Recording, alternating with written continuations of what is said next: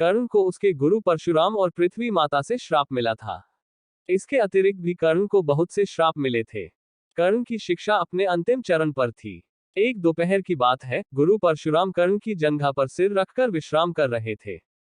कुछ देर बाद कहीं से एक बिच्छू आया और उसकी दूसरी जंघा पर काटकर घाव बनाने लगा। गुरु का विश्राम भंग ना हो इसलिए कर्ण बिच्छू को दूर न हटाकर उसके दंड को सहता रहा।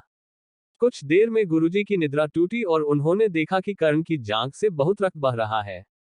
उन्होंने कहा कि केवल किसी क्षत्रिय में ही इतनी सहनशीलता हो सकती है कि वह बिच्छू दंड को सह ले, न कि किसी ब्राह्मण में। और परशुराम जी ने उसे मिथ्या भाषण के कारण श्राप दिया कि जब भी कर्ण को उनकी दी हुई शिक्षा की सर्वाधिक आवश्यकता होगी, उस दिन वह उसके काम नहीं आएगी।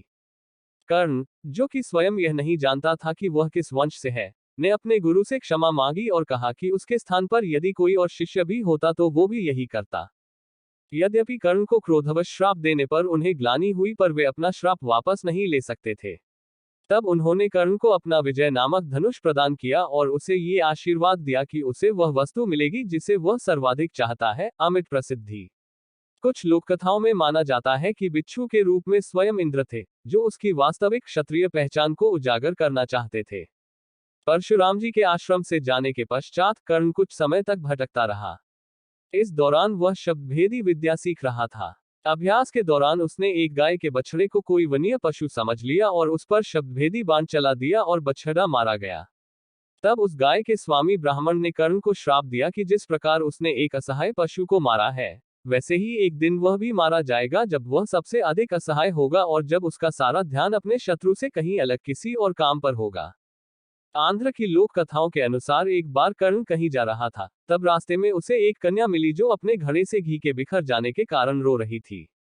जब कर्ण ने उसके संत्रास का कारण जानना चाहा तो उसने बताया कि उसे भय है कि उसकी सौतेली मां उसकी इस असावधानी पर रुष्ट होंगी। कृपालु कर्ण ने तब उससे कहा कि वह उसे नया घी लाकर देगा। तब कन्या ने आग्रह किया कि उसे वही मिट्टी में मिला हुआ घी ही चाहिए और उसने नया घी लेने से मना कर दिया। तब कन्या पर दया करते हुए कर्ण ने घी युक्त मिट्टी को अपनी मुट्ठी में लिया और निचोड़ने लगा ताकि मिट्टी से घी निचुड़कर घड़े में गिर जाए। इस प्रक्रिया के दौरान उसने अपने हाथ से एक महिला की पीड़ायुक्त ध्वनि सुनी। जब उसने अपनी मुट्ठी खोली तो धरती माता को पाया। पीड़ा से क्रोधित धरती माता ने कर्ण की आलोचना की और कहा कि उसने एक बच्ची के घी के लिए उन्हें इतनी पीड़ा दी। और तब धरती माता ने कर्ण को श्राप दिया कि एक दिन उसके जीवन के किसी निर्णायक युद्ध में वह भी उसके रथ के पहिए को वैसे ही पकड़ लेंगी जैसे उसने उन्हें अपनी मुट्ठी में पकड़ा है, जिससे वह उस युद्ध में अपने शत्रु के सामने असुरक्षित हो जाएगा। इस प्रकार कर्ण को 3 पृथक अवसरों पर 3 श्राप मिले। दुर्भाग्य से ये तीनों ही श्राप कुरुक्षेत्र के निर्णायक युद्ध में फलीभूत हुए, जब वह युद्ध में अस्त्र विहीन, रथ विहीन और असहाय हो गया था।